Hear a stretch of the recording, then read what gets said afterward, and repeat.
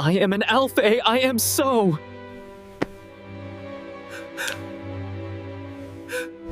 The pregnancy test hit the sink. 2 lines, bright pink, unmistakable. Riven Hale's knees buckled. His palms slammed against the cracked bathroom mirror, leaving a smudge of sweat across the glass. The fluorescent light above him buzzed like a dying wasp, casting shadows that made his reflection look hollow. Empty, broken.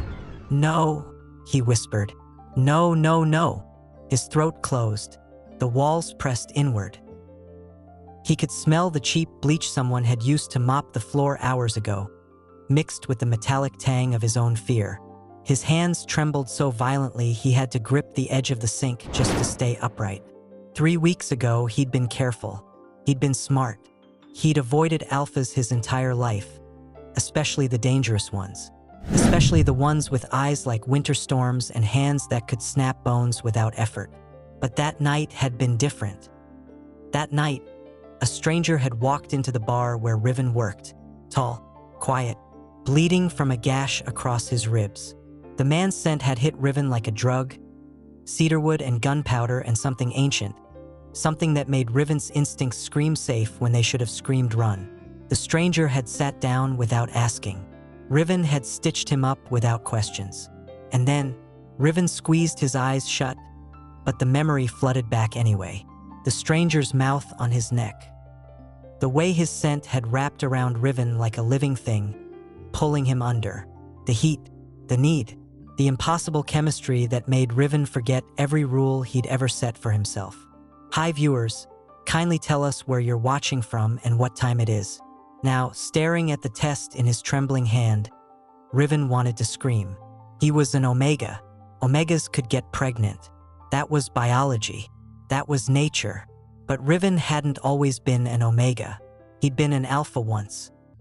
18 years old, strong, confident, untouchable. Until the night he'd been dragged into a warehouse by men in black masks. Until the surgery. Until he'd woken up in a hospital bed with his entire identity carved out of him, replaced with something fragile and hunted. The doctors had called it a conversion. The black market had called it profit. Riven called it hell. For 6 years, he'd hidden. He'd worked dead-end jobs in forgotten corners of the city, kept his head down, survived. He'd never let another alpha close enough to touch him. Until 3 weeks ago. And now this. A baby. The stranger's baby. Riven's stomach twisted. He pressed a hand to his abdomen, feeling nothing yet but knowing that something was growing inside him. Something that would make him a target. Omega pregnancies were controlled in this city. Monitored. Bought and sold like livestock. If the wrong people found out, a knock rattled the bathroom door. Riven froze. Omega! A voice called from the other side. Low, male, unfamiliar. Open up. We know what you're hiding. Riven's heart stopped. He hadn't told anyone. He'd taken the test in secret. He'd barely processed it himself. How did they know? Another knock. Harder this time. The door shook in its frame. Riven's instincts screamed at him to move. He shoved the test into his pocket, stumbled toward the small window above the toilet. His fingers fumbled with the latch, slick with sweat. The window didn't budge. Last chance, Omega. Riven kicked the glass. It shattered outward, shards raining onto the alley below. Cold air rushed in, carrying the smell of rain and garbage. He didn't hesitate. He grabbed the window frame, ignoring the cuts slicing into his palms, and hauled himself through. He hit the ground hard. Pain shot up his ankle, but he didn't stop. Couldn't stop. Behind him, the bathroom door exploded inward. Riven ran. The alley was narrow, slick with rain that had started falling in heavy sheets. His shoes slapped against the pavement, each step sending jolts of agony through his injured ankle. He could hear shouting behind him. Footsteps, the growl of an engine. A black SUV skidded around the corner, headlights cutting through the rain like knives. Riven ducked behind a dumpster, pressing his back against the rusted metal. His lungs burned. His hands shook. He could feel his scent spiking with fear, broadcasting his location to anyone with a nose. The SUV slowed. "Boss wants the Omega alive," a voice called out. "The pup too." Riven's blood turned to ice. They knew about the baby. How? He hadn't even known until 10 minutes ago. How could they possibly? The dumpster lid creaked open above him. Riven looked up. A man in a black jacket stood there, grinning. Rain dripped from his hair, plastering it to his skull. In his hand, a gun gleamed under the streetlight. "There you are," the man whispered. "Do you think Riven will escape? Or is this the end of the road?" The gunshot never came. Instead, something fast and brutal collided with the man from the side, slamming him into the brick wall with a crack that echoed through the alley. The gun clattered to the pavement. The man crumpled, unconscious before he hit the ground. Riven didn't move, couldn't move. His body had locked up, every muscle frozen in terror. A figure stepped into view, tall, broad-shouldered, moving with the kind of precision that came from years of violence. The rain soaked through his hoodie, but he didn't seem to notice. His face was half-shadowed, but Riven could see enough. Sharp jaw, cold eyes, a scar cutting through his left eyebrow. The stranger from 3 weeks ago. Riven's sense spiked. Recognition mixed with panic, mixed with something he didn't want to name. The stranger's head snapped toward him, nostrils flaring. For a moment, neither of them moved. Then the stranger spoke. "Get up." His voice was low, commanding, the kind of voice that didn't expect disobedience. Riven stayed crouched behind the dumpster. Don't come near me." The stranger tilted his head, studying him. Rain ran down his face in rivulets, but his expression didn't change. "You're hurt." "I'm fine." "You're bleeding." Riven looked down. His palms were sliced open from the broken window, blood mixing with rainwater. His ankle throbbed where he'd landed wrong. But pain didn't matter. Survival mattered. "Leave me alone," Riven said, voice shaking. I don't know you." The stranger's eyes narrowed. He took a step closer, and Riven scrambled backward, nearly slipping on the wet pavement. "Stop," Riven gasped. "Please, I don't want trouble." The stranger froze. For a moment, something flickered across his face. Confusion, maybe, or surprise, like he wasn't used to Omegas telling him no. Thunder cracked overhead. Lightning illuminated the alley in stark white, and Riven saw the bodies scattered around them. 3 men, all unconscious, all taken down in seconds. "Who are you?" Riven whispered. The stranger didn't answer. Instead, he pulled out a phone, typed something quickly, then slid it back into his pocket. His gaze returned to Riven, sharp and assessing. "Who sent them?" the stranger asked. "I don't know. Don't lie to me." "I'm not lying." Riven's voice cracked. "I don't know who they are. I don't know why they're after me. I just want to disappear." The stranger's jaw tightened. He took another step forward, and this time Riven didn't have anywhere to go. His back hit the dumpster. The stranger crouched in front of him, close enough that Riven could smell him. Cedarwood and gunpowder and rain. "You're scared," the stranger said quietly. Riven let out a bitter laugh. "No kidding. Of me. Of everyone." The stranger's eyes searched his face. Riven felt exposed under that gaze, like every secret he'd ever buried was being dragged into the light. He wrapped his arms around himself, trying to hold the pieces together. Then the stranger's nostrils flared again. His pupils dilated. His hand reached out, slowly, and pressed against Riven's lower abdomen. Riven jerked back. "What are you?" "You're pregnant." The words hung in the air like a death sentence. Riven's heart hammered against his ribs. He wanted to deny it, wanted to lie, but the stranger's scent was already shifting, darker, heavier, edged with something possessive that made Riven's instincts scream in confusion. "It's not," Riven started, but his voice broke. "It's not yours." The stranger's hand didn't move. His eyes locked onto Riven's, unblinking. "Yes," he said softly. "It is." Riven's world tilted. How did he know? How could he possibly know? The stranger leaned closer, his voice dropping to something dangerous. How long have they been hunting you? I don't. How long? Since tonight, Riven snapped. Since 10 minutes ago. I took the test and they showed up. I don't know how they knew. I don't know anything. The stranger's phone buzzed. He pulled it out, read something, and his expression went cold. Colder than before, like someone had just declared war. What? Riven asked. What is it? The stranger stood, pulling Riven up with him. His grip was firm but not painful. We're leaving. I'm not going anywhere with you. You are. Unless you want to explain to the next group why you're carrying my child. You're... Riven's breath caught. Who are you? The stranger's eyes met his, and for the first time, Riven saw something in them that wasn't just cold calculation. Something darker, something that made his knees weak.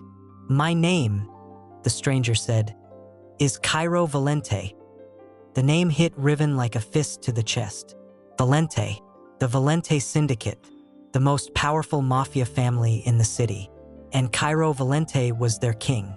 What will Kairo do now that he knows about the baby? Kairo's car smelled like leather and danger.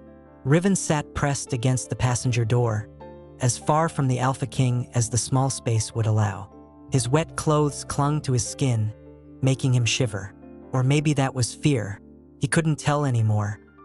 Kairo drove in silence, his hands steady on the wheel. The city blurred past the windows. Neon signs, empty streets, rain hammering against the windshield. No one spoke. The only sound was the engine's low purr and Riven's uneven breathing. Riven's mind raced. He'd spent 6 years avoiding the mafia, 6 years staying invisible. And now he was sitting next to the most dangerous man in the city, pregnant with his child. This was a nightmare he couldn't wake up from. Where are you taking me? Riven finally asked. His voice sounded small, fragile. Somewhere safe. Safe. Riven let out a shaky laugh. You think anywhere is safe for me now?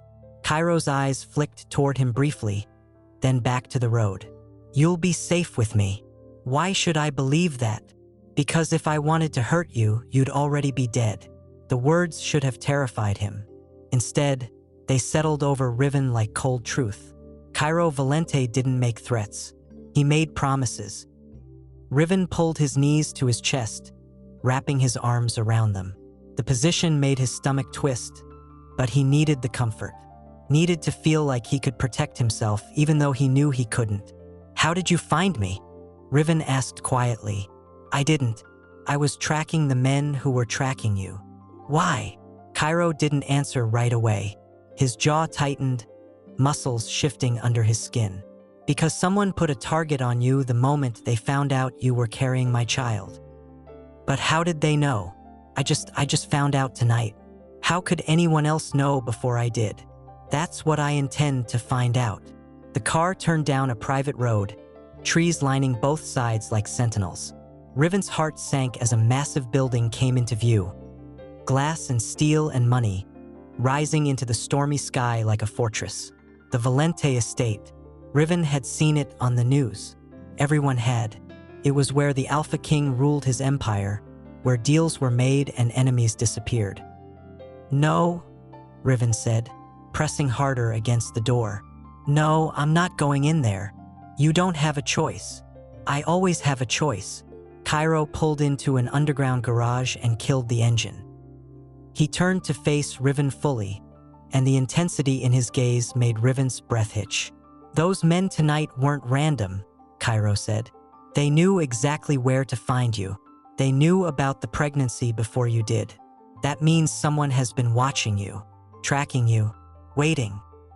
Then let me go, Riven pleaded. Let me disappear.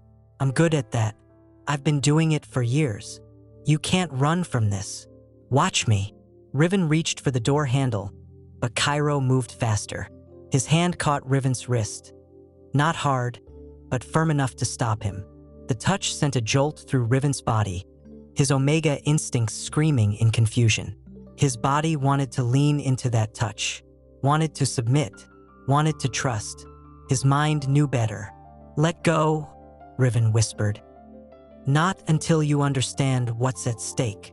Kairo's voice dropped lower, edged with something that might have been concern. "You're not just carrying any alpha's child. You're carrying mine. That makes you a target for every enemy I have.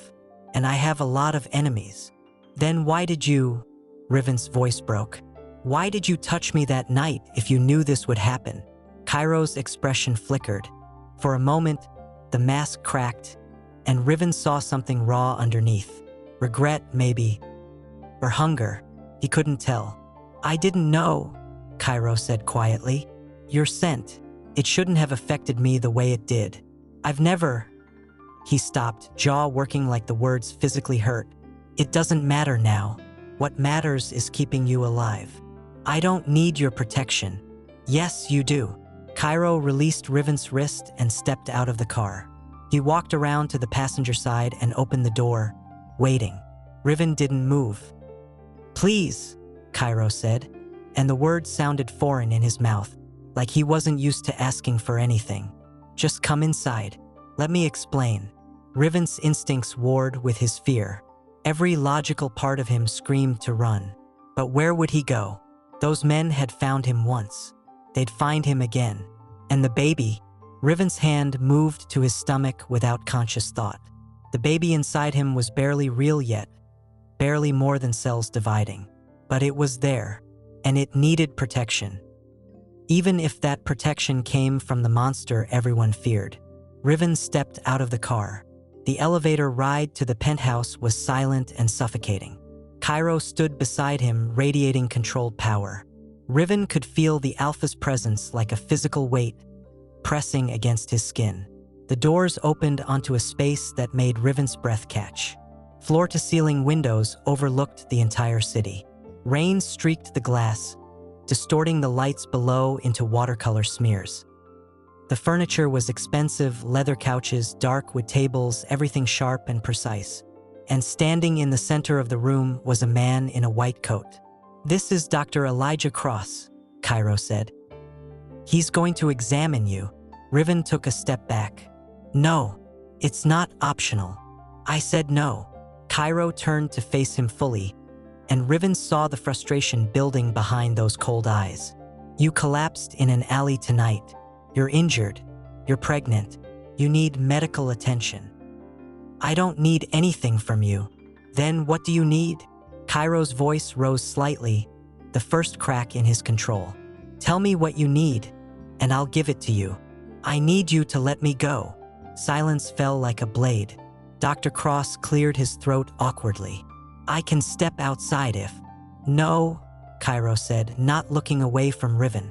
"Stay." Riven's hands shook. He felt cornered, trapped. Every instinct screamed at him to fight or flee, but he was too tired, too scared, too pregnant. He sank onto the couch, head in his hands. Just do the exam," Riven whispered. "But don't touch me more than you have to." Dr. Cross approached carefully, like Riven might bolt at any second. He knelt beside the couch, his movements slow and deliberate. "Can you show me your hands?" Dr. Cross asked gently. Riven held them out. The cuts from the window had stopped bleeding, but they were deep. Dr. Cross cleaned them with antiseptic that stung like fire. Riven bit his lip to keep from crying out. Then Dr. Cross moved to his stomach. "I'm going to check for the pup's vitals," he said. "This might feel cold." He pressed a small device against Riven's abdomen, just below his navel. The screen lit up with shapes and numbers Riven didn't understand. Dr. Cross frowned. Kairo noticed immediately. "What?" "The pup's heartbeat is strong," Dr. Cross said slowly. "But there's something unusual about the readings." "What kind of unusual, Dr.?"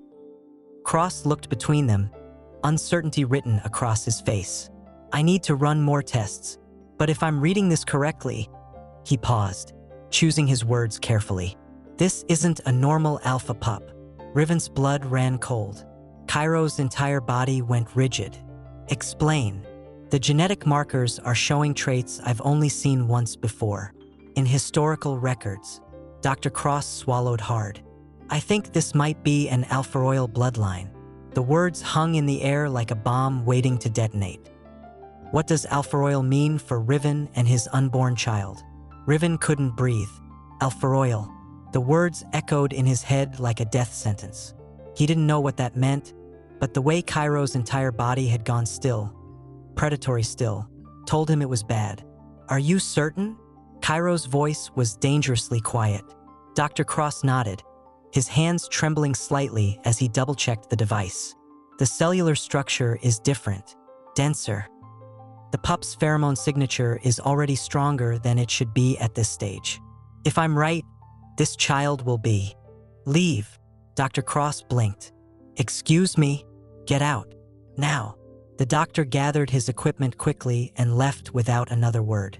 The elevator doors closed with a soft chime that sounded too cheerful for the tension suffocating the room. Riven stared at Kairo, whose back was turned, shoulders rigid. The Alpha King stood at the window, hands clenched into fists at his sides.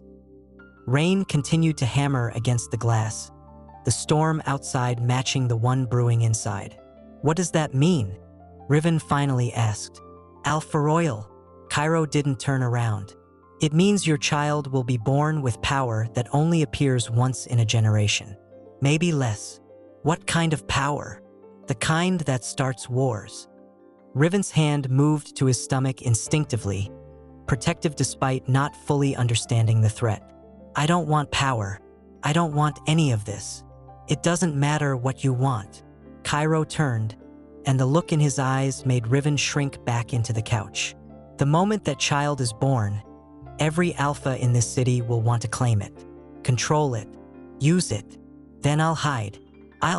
You can't hide from this. Kairo crossed the room in 3 long strides, stopping just short of touching Riven. Don't you understand? You're not just carrying my child. You're carrying the future of this entire city's power structure. I didn't ask for this. Riven's voice cracked, desperation bleeding through every word. I didn't ask to be turned into an Omega. I didn't ask to get pregnant. I didn't ask for any of this. Something shifted in Kairo's expression. The cold mask slipped, just for a second, revealing something underneath that might have been empathy. Or guilt. What did you say? Kairo asked quietly. Riven realized too late what he'd admitted. His mouth went dry. Nothing. You said you were turned into an Omega. It doesn't matter. It does. Kairo crouched in front of him, bringing them eye level. What happened to you? Riven looked away, unable to meet that intense gaze. I don't want to talk about it. Riven. The sound of his name in Kairo's mouth sent an unwanted shiver down his spine. Tell me, why do you care? Because you're under my protection now. And I need to know who hurt you. The words were possessive, territorial, everything Riven should have hated. But there was something else there too. Something genuine that made his walls crack just slightly. I was an alpha, Riven whispered. When I was 18, I got kidnapped. Traffickers. His throat closed up. They did surgery. Changed me. Made me into an Omega so they could sell me. Kairo went absolutely still. When he spoke again, his voice was lethal. Who? I don't know. I escaped before. Riven's hands shook. I never found out who ran the operation. I just ran. For how long? 6 years. Kairo's jaw clenched so hard Riven heard his teeth grind. 6 years you've been hiding. I had to. If anyone found out what I used to be. Riven's voice broke. Omegas who used to be alphas are worth more on the black market. Double the price. They would have hunted me forever. And now they have. The truth of that statement settled over Riven like ice. Those men tonight hadn't just been random attackers. They'd known. They'd targeted him specifically. How did they find me? Riven asked. How did anyone know about the pregnancy before I did? Kairo stood abruptly and pulled out his phone. He typed something rapidly, then pressed it to his ear. I need surveillance footage from tonight. Every camera within 3 blocks of the bar where Riven works, and run a full background check on anyone who's been following him. He listened for a moment, his expression darkening. What? Riven asked when Kairo hung up. You've been watched for 2 weeks. Since the night Kairo stopped himself. Since that night, Riven's blood turned to ice. 2 weeks? But I only found out tonight. Someone has been monitoring your hormone levels, tracking your scent changes. They knew you were pregnant before you took that test. That's impossible. Not if they had access to medical equipment or lab results from where you work. Kairo's phone buzzed again. He read the message and his entire body went rigid. No. What is it? Kairo looked at him, and for the first time, Riven saw something in the Alpha King's eyes that actually scared him. Not anger, not violence, fear. The people tracking you, Kairo said slowly, they're not just traffickers. They're working for my cousin. Your cousin, Draeven Voss. The name meant nothing to Riven, but the way Kairo said it, like poison, told him everything he needed to know. He's been trying to take over the Valente syndicate for years, Kairo continued. He believes the throne should be his. And now, his hands clenched into fists. Now he knows about the baby. Why would he care? Because an Alpha Royal heir gives me legitimate claim to territories I've been fighting for. It solidifies my power, makes me untouchable. Kairo's eyes met Riven's. Unless he gets to the child first. Riven felt like the floor had dropped out from under him. What happens if he gets to the baby? Kairo didn't answer. He didn't need to. The silence said everything. Riven stood on shaking legs, backing away from Kairo. I need to leave. I need to get as far from this city as possible. You won't make it out alive. I've survived worse. Not while pregnant. Not while being hunted by every corner of this city's underworld. Then what do you suggest? Riven's voice rose, hysteria creeping in. Just stay here? Wait for your cousin to break down the door and take my baby? No, Kairo said firmly. You stay here while I eliminate the threat. You can't just eliminate an entire mafia faction. Watch me. The conviction in those 2 words should have been comforting. Instead, it terrified Riven, because he knew what that meant. War, bloodshed, violence that would ripple through the entire city. And it was all because of him. I'm sorry, Riven whispered. I'm so sorry. I didn't mean to. Stop. Kairo closed the distance between them in one stride. His hand reached out, hesitated, then gently touched Riven's face. The gesture was so unexpected, so tender, that Riven froze. This isn't your fault. Yes, it is. If we hadn't. I don't regret that night. Kairo's thumb brushed across Riven's cheekbone. Do you? The question hung between them, loaded with implications Riven wasn't ready to face. Because the truth was complicated. That night had been the first time in 6 years he'd felt safe. The first time his body had responded to someone with desire instead of fear. But it had also destroyed everything. I don't know, Riven admitted. Kairo nodded slowly, accepting the honesty. Then let me protect you while you figure it out. Before Riven could respond, the lights went out. Complete darkness swallowed the penthouse. Riven gasped, his Omega instincts spiking with panic. He felt Kairo move in front of him instantly, a solid wall between him and whatever threat had just arrived. Stay behind me, Kairo ordered. What's happening? Someone cut the power. Red emergency lights flickered on, casting everything in crimson. And in that eerie glow, Riven saw shadows moving outside the windows. People, multiple people, surrounding the building. Kairo's phone buzzed. He looked at the screen, and his expression went cold. Colder than Riven had ever seen. What? Riven asked, terror clawing up his throat. Kairo turned the phone so Riven could see. It was a message with a photo attached. The photo showed Riven at work 3 days ago, serving drinks, unaware he was being photographed. Below the image, one line of text. I'm coming for what's mine. DV. How will Kairo protect Riven from his cousin's attack? The elevator chimed. Someone was coming up. Kairo moved so fast Riven barely registered it. 1 second he was standing in front of Riven, the next he'd pulled a gun from somewhere and positioned himself at the elevator doors. "Get in the bedroom," Kairo said without looking back. "Lock the door. Don't come out until I tell you it's safe." "What about you?" "I'll handle this." "But now, Riven." The command in his voice left no room for argument. Riven stumbled toward the bedroom on shaking legs, his heart hammering so hard he thought it might burst through his chest. He could hear the elevator getting closer. The mechanical were cutting through the silence like a blade.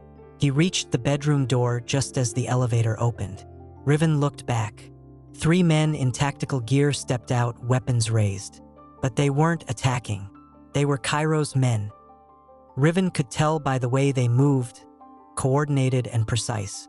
"Report," Kairo demanded. "Perimeter breach on the south side," one of them said.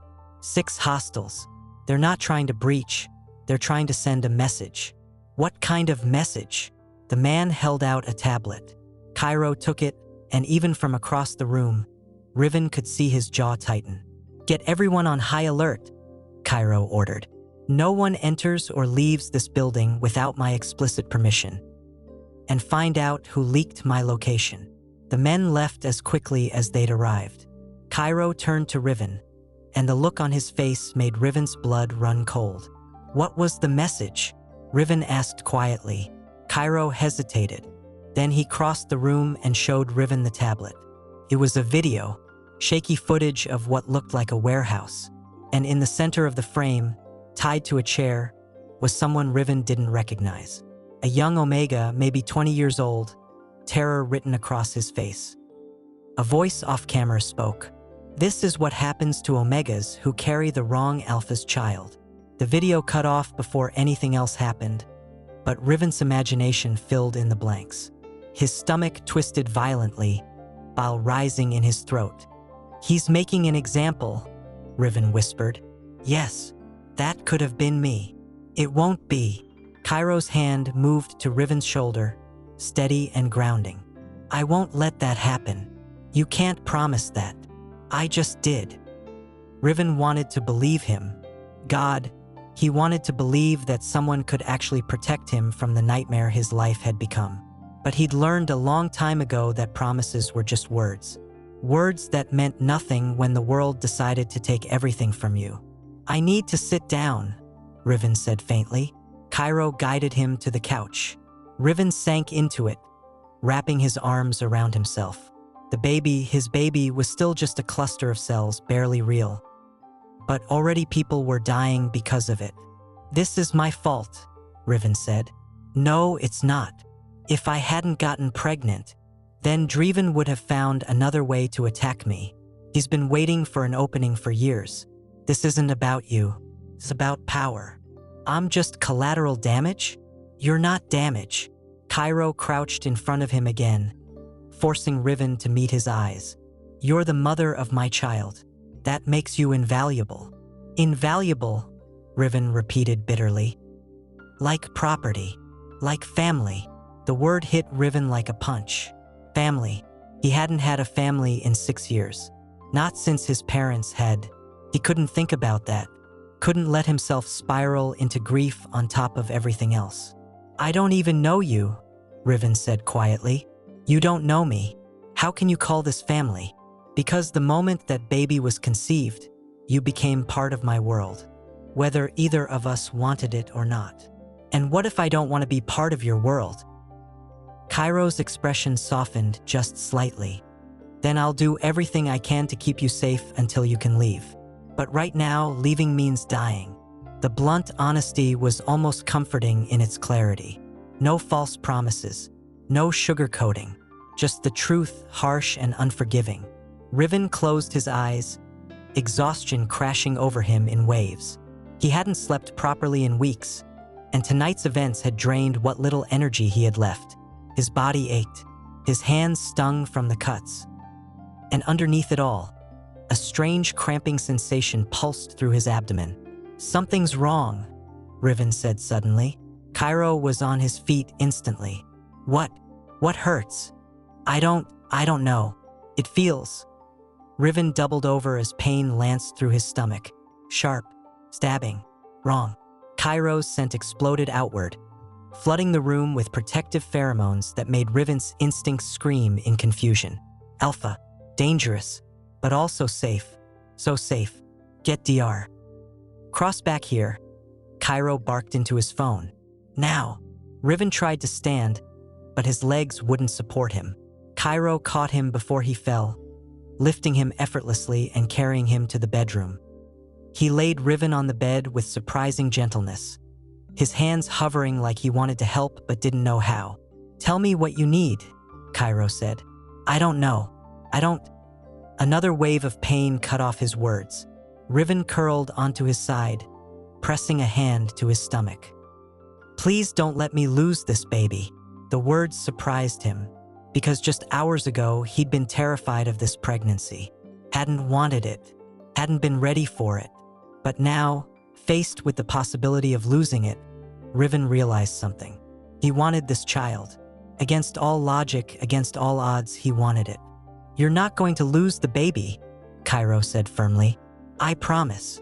You keep making promises you can't keep. Then watch me keep them, Dr. Cross burst through the door moments later, medical bag in hand. He moved to the bed immediately, pulling out equipment that Riven couldn't name through the haze of pain. Talk to me, Dr. Cross said. Where's the pain? Lower abdomen. Sharp. Comes in waves. Dr. Cross pressed the ultrasound device to Riven's stomach again, his eyes glued to the screen. Seconds stretched into eternity. Kairo stood at the foot of the bed, rigid as stone. His hands clenched so tight his knuckles were white. Finally, Dr. Cross looked up. The pup is fine, he said. Heartbeat strong. No signs of distress. Riven sagged with relief so profound it brought tears to his eyes. Then what's causing the pain? Kairo demanded. Stress, Dr. Cross said simply. His body is responding to extreme psychological trauma. Combined with the physical injuries and the pregnancy, it's manifesting as cramping. He needs rest, calm, and absolutely no more threats to his safety. Kairo's laugh was bitter. In this city? Impossible. Then find a way to make it possible, Dr. Cross said sharply. Because if his stress levels don't decrease, we could be looking at serious complications down the line. He left medication on the nightstand, something for the pain, something for sleep, and departed with a warning to call if anything changed. Silence filled the room. Riven stared at the ceiling, tears sliding down his temples. He felt broken, shattered. Like every piece of himself he'd carefully held together for 6 years was finally falling apart. I can't do this, he whispered. Yes, you can. I'm not strong enough. Kairo moved to sit on the edge of the bed, careful not to jostle Riven. You survived 6 years on your own after being forcibly converted. You escaped traffickers. You built a life from nothing. You're stronger than you think. That was different. I only had to protect myself. Now there's... Riven's hand moved to his stomach. Now there's someone else. Someone innocent. And I don't know how to keep them safe. That's why I'm here. For how long? What happens when you decide I'm too much trouble? Or when your cousin makes a better offer? Kairo's hand covered Riven's on his stomach. The touch was electric, sending sparks through Riven's exhausted body. I don't abandon what's mine. I'm not yours. Yes, Kairo said quietly. You are. The possessiveness should have angered Riven, should have triggered every defense mechanism he'd built. But instead, something in him settled, calmed, like his Omega instincts recognized something his conscious mind refused to accept.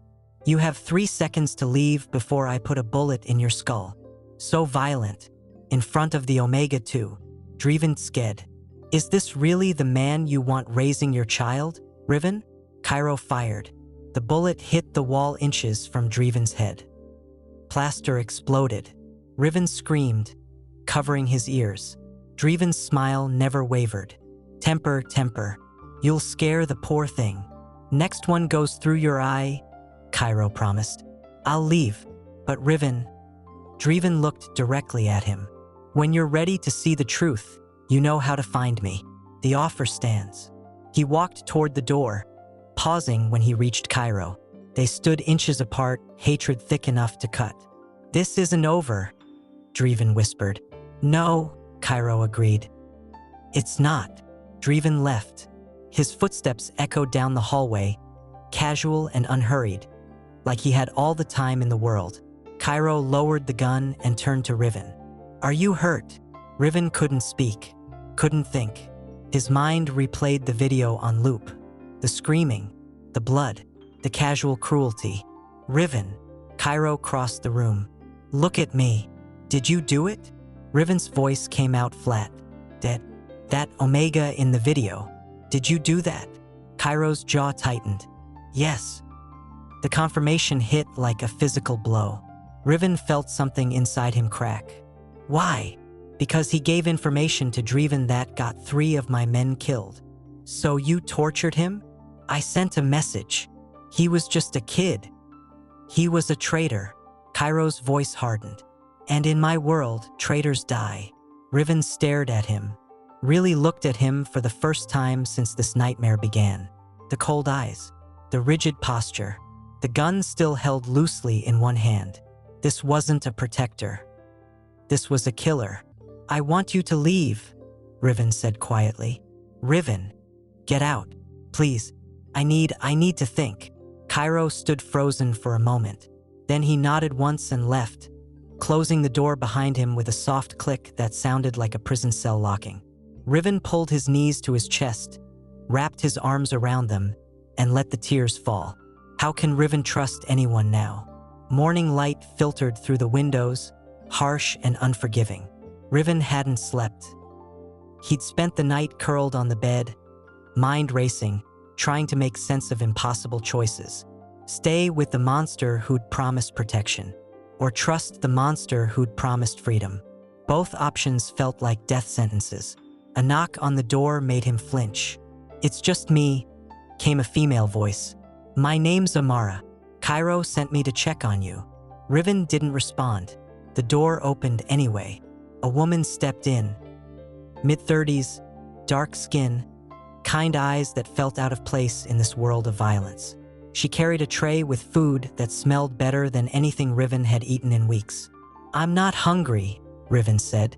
"You need to eat anyway. For the baby." The baby, right? The reason he was trapped in this nightmare. Amara set the tray on the nightstand and sat in the chair Draeven had occupied hours ago. She moved slowly, carefully, like approaching a wounded animal. "How long have you worked for Kairo?" Riven asked. 6 years. He saved my life." "From what?" "Traffickers. Same ones who probably hurt you, based on what I've heard." Amara's expression softened. "He's not a good man, Riven, but he keeps his promises. And once you're under his protection, he'll burn the world down before letting anyone hurt you, even if it means hurting innocent people." Amara didn't flinch. "Yes, at least she was honest." "What if I don't want that kind of protection?" Riven asked. "What if I just want to disappear?" "Then you'd be dead within a week. Maybe less." "You sound certain." "I am, because I tried to run once. Made it 3 days before Draeven's men found me." Amara pulled up her sleeve, revealing scars that made Riven's stomach turn. "Kairo got me back. Made sure it never happened again." "By killing them?" "Yes." Riven closed his eyes. "How do you live with it, knowing the man protecting you is capable of that?" "Because the alternative is worse. At least with Kairo, I know where I stand. With Draeven," Amara shook her head. "He's charming until you're no longer useful. Then you just disappear. He offered me a deal." "I know. Kairo told me." "Should I take it?" Amara leaned forward, her gaze intense. "Listen to me carefully. Draeven doesn't want to protect you. He wants to control that baby. Use it against Kairo. And once you give birth, he'll kill you. Make it look like an accident. That's how he operates." "How do you know?" "Because I've seen him do it before. To an Omega named Zara. She carried an Alpha's child, not Kairo's, but someone powerful. Draeven promised her safety, delivered her baby, and 2 weeks later, she fell from a balcony. Riven's blood ran cold. Kairo is violent, Amara continued. He's ruthless. He's terrifying. But he doesn't lie. If he says he'll protect you, he will. Even if it costs him everything. Why would he do that for me? He doesn't even know me. Because that baby makes you family. And Kairo might be a monster, but he protects his family with everything he has. A phone buzzed. Amara checked it, her expression tightening. What? Riven asked. Draeven's making moves. He's called a meeting with the other families, trying to turn them against Kairo. What does that mean? It means war is coming faster than we thought. Amara stood and moved to the window. Outside, Riven could see guards patrolling the grounds. More than before. All armed, all alert. Kairo's locking down the entire estate, Amara said. No one in or out without clearance. You'll be safe here. For how long? As long as it takes. Explosion rocked the building. The windows rattled. Riven fell off the bed, landing hard on his side. Pain shot through his ribs. Amara was already moving, pulling a gun from somewhere and positioning herself between Riven and the door. What was that? Riven gasped. They're here. Who? Draeven's men. Another explosion. Closer this time. The lights flickered and died, plunging them into darkness. Emergency lighting kicked in seconds later, bathing everything in red. Amara grabbed Riven's arm. We need to move. Now. Where? Panic room. Come on. She pulled him toward a section of wall that looked solid. Her hand pressed against a panel, and the wall slid open, revealing a narrow corridor. Gunfire erupted somewhere below them. Riven's heart hammered. This was real. This was happening. People were dying because of him. Move! Amara shoved him forward. They ran through the corridor, Riven's bare feet slapping against cold concrete. His lungs burned. His injured ankle screamed, but fear pushed him forward. Behind them, voices shouted. Footsteps thundered. They found the passage, Amara said. Faster! They burst into a room lined with steel. Panic room, just like she'd said. Amara slammed her hand on a button, and a massive door started sliding closed. But not fast enough. A hand shot through the gap, then an arm, then a body. One of Draeven's men squeezed through just before the door sealed. He raised his gun. Amara fired first. The man dropped. Blood pooled beneath him, spreading across the pristine floor. Riven stared at the body, bile rising in his throat. Don't look, Amara said. Just breathe. But Riven couldn't breathe, couldn't think.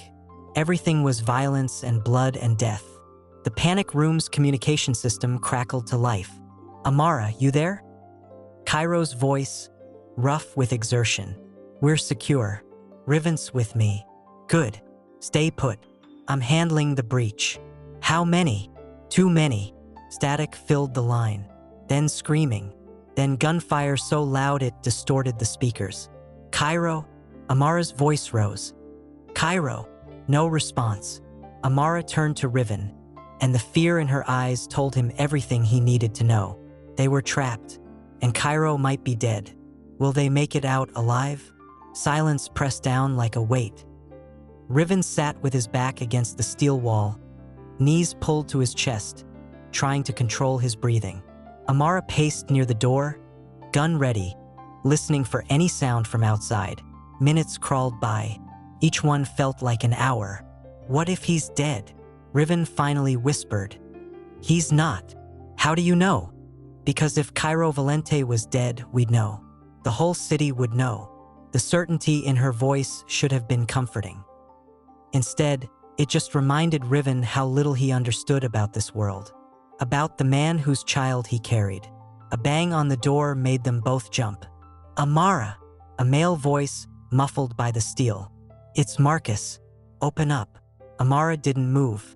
Passcode. Nightfall 77. She typed something into a panel.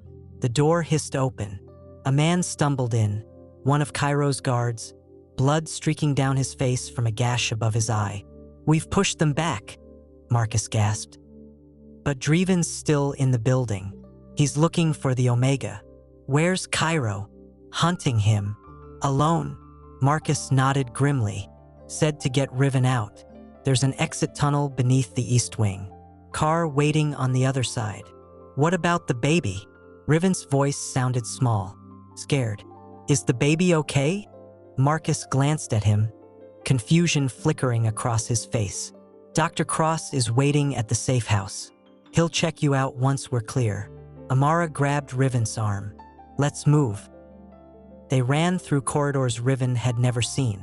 Concrete and steel, no windows, just harsh lighting that hurt his eyes. His ankle throbbed with every step, but adrenaline pushed him forward. Behind them, gunfire echoed. Close. Too close. Faster, Marcus urged. They rounded a corner and nearly collided with two men in black tactical gear. Draeven's men. Marcus fired without hesitation. Both men dropped. Riven's ears rang. His vision swam. This wasn't real. Couldn't be real. But the bodies on the ground said otherwise. They reached a stairwell leading down. Marcus took point, Amara brought up the rear, and Riven stayed between them like cargo being transported. That's all he was now. Cargo. Valuable only because of what grew inside him.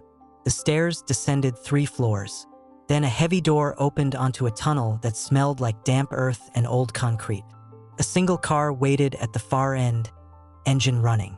Almost there, Amara said. They were 10 feet from the car when a voice stopped them cold.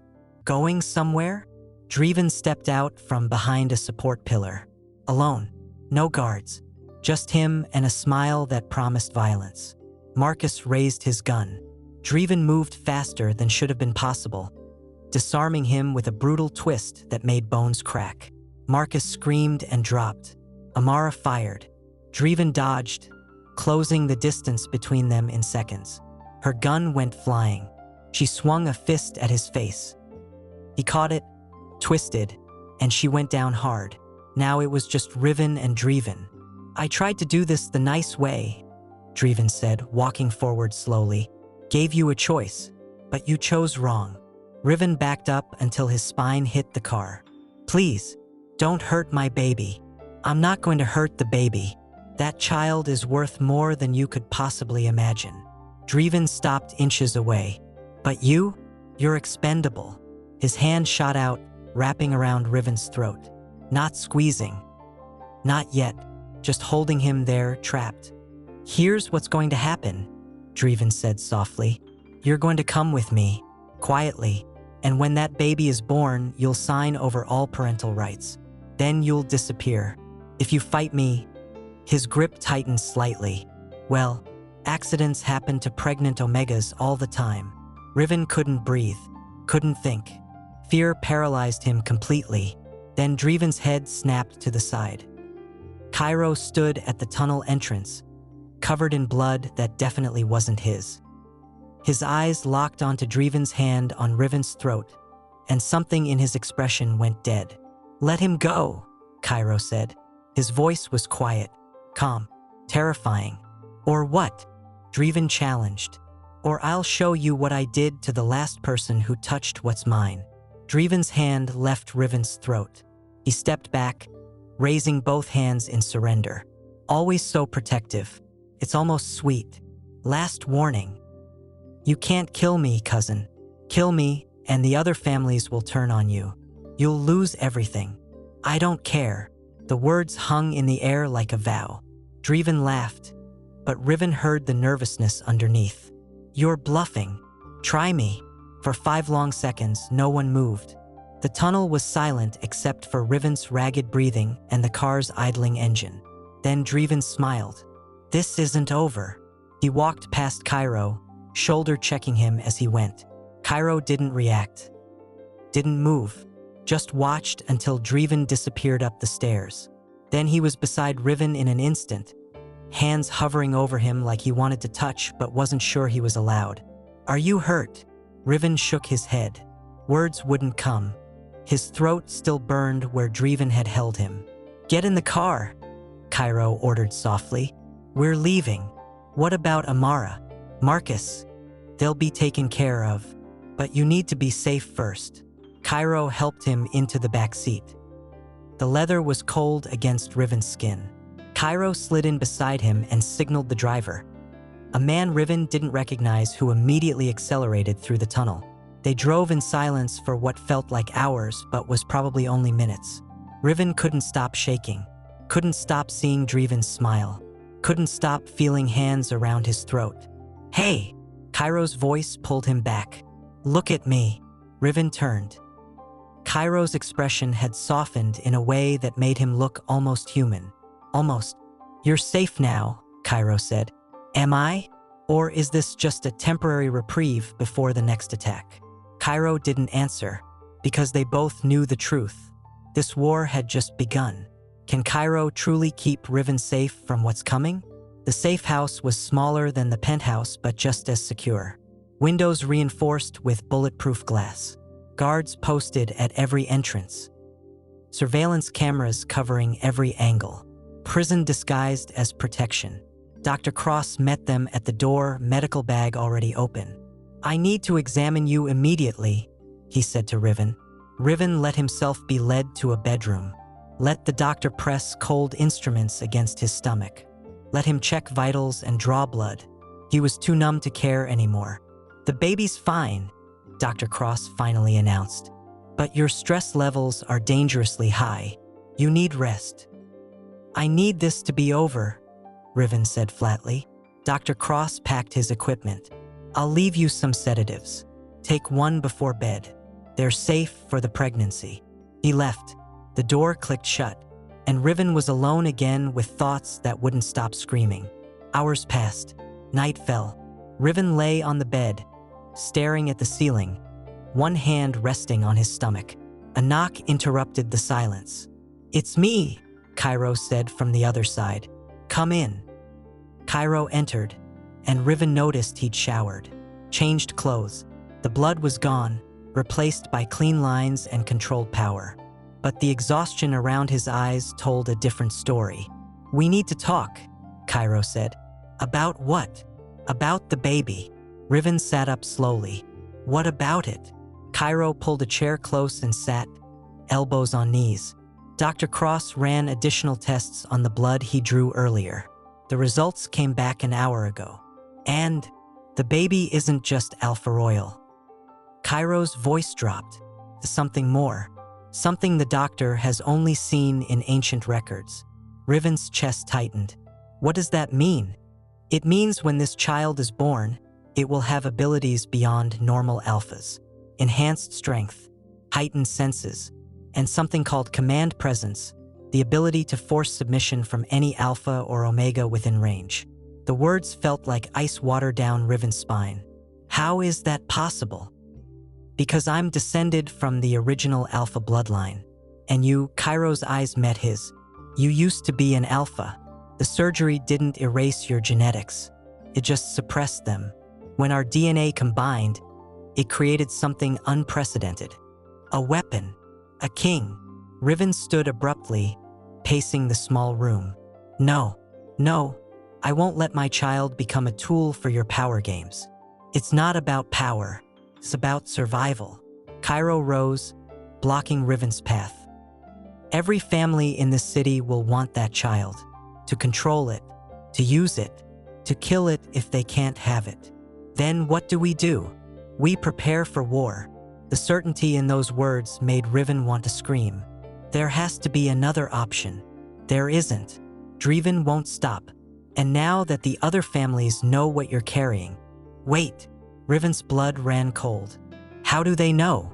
Kairo's expression darkened. "Draeven leaked the medical information. Sent it to every major family in the territory. He's painting me as a threat, claiming I'm building an army." "Are you?" "No. I'm protecting my family." "I'm not your family." "Yes, you are." Kairo's voice rose for the first time. "Whether you accept it or not, that baby makes you mine. Makes you part of this world. There's no escape, Riven. The moment you got pregnant, your fate was sealed." The brutal honesty cut deeper than any lie could have. Riven sank back onto the bed, head in his hands. I just wanted to survive. That's all I've ever wanted. Then fight. Kairo crouched in front of him. Stop running. Stop hiding. Fight for that child. I don't know how. Yes, you do. You survived 6 years alone. You escaped traffickers. You rebuilt yourself from nothing. Kairo's hand covered Riven's gently.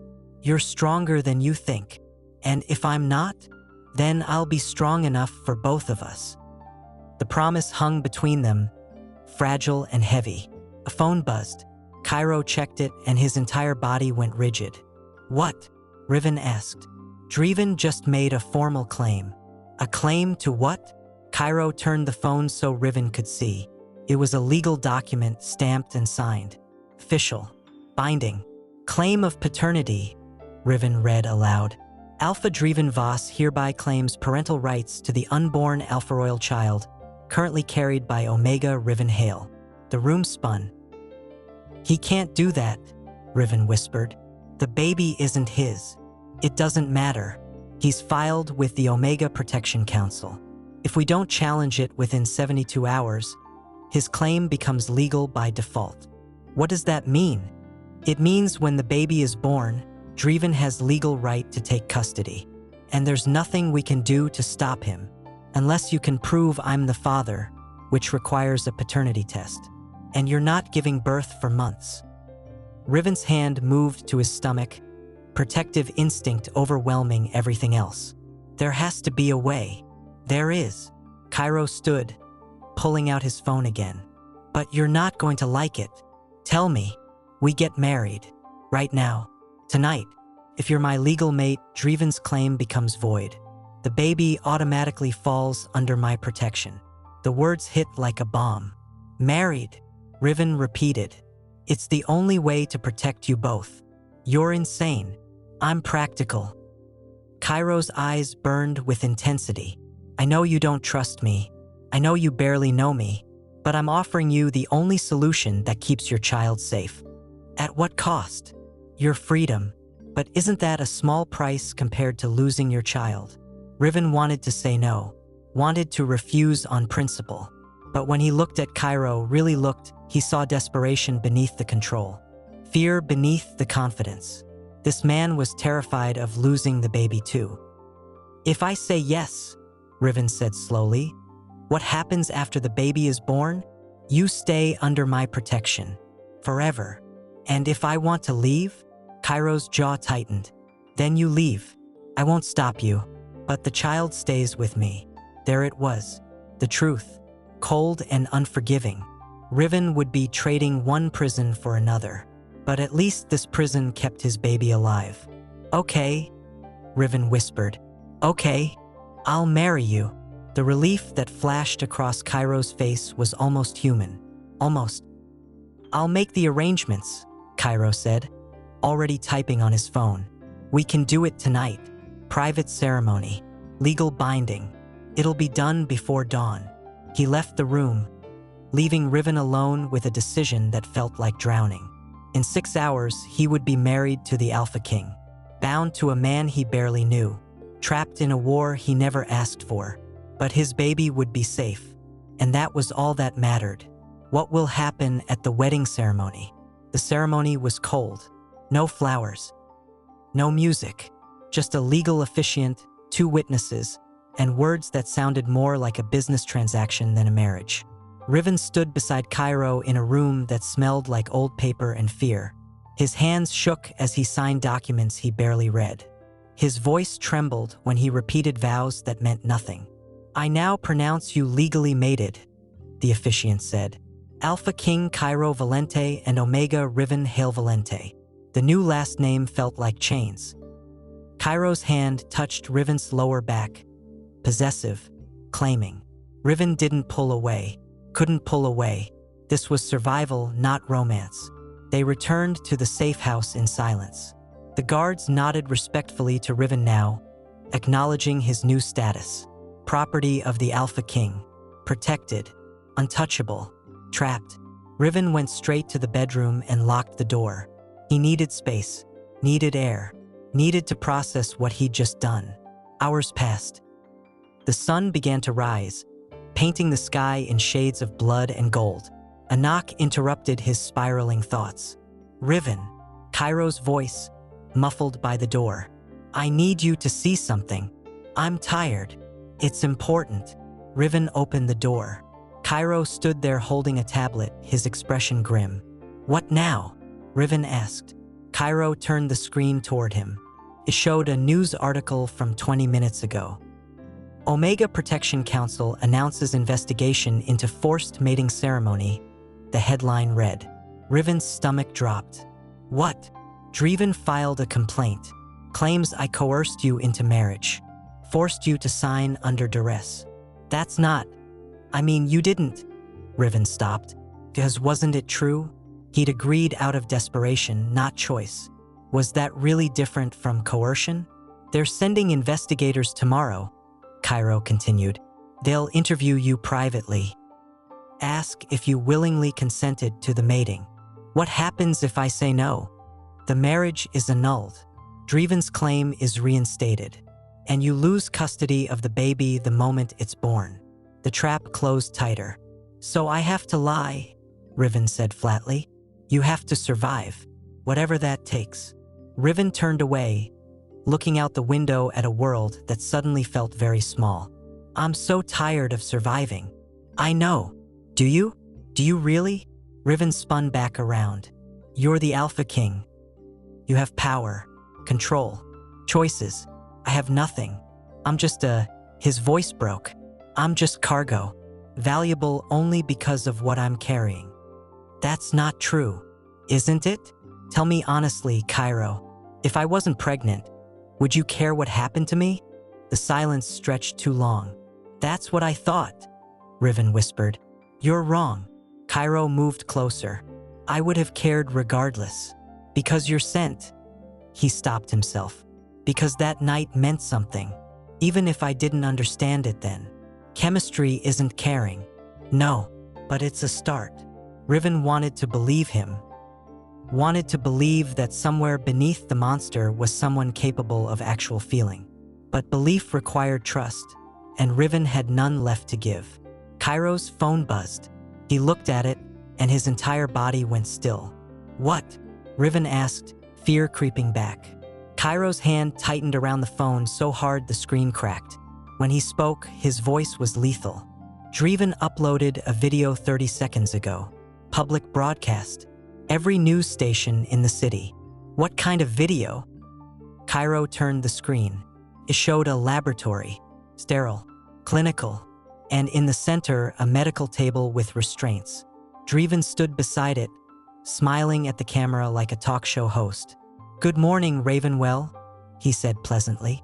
I want to introduce you to the newest medical breakthrough in Omega fertility treatment. A non-invasive paternity test that can be performed remotely using DNA sampling from public databases. Riven's blood turned to ice.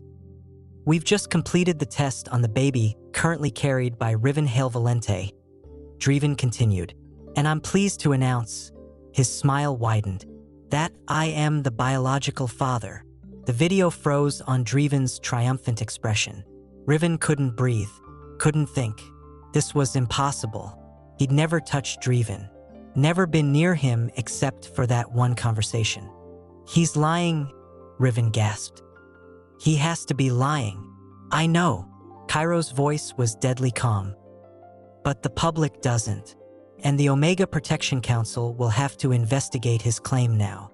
But you said you knew the baby was yours. You said, I know it's mine, but Draeven just manufactured evidence that says otherwise. And in this city, evidence matters more than truth.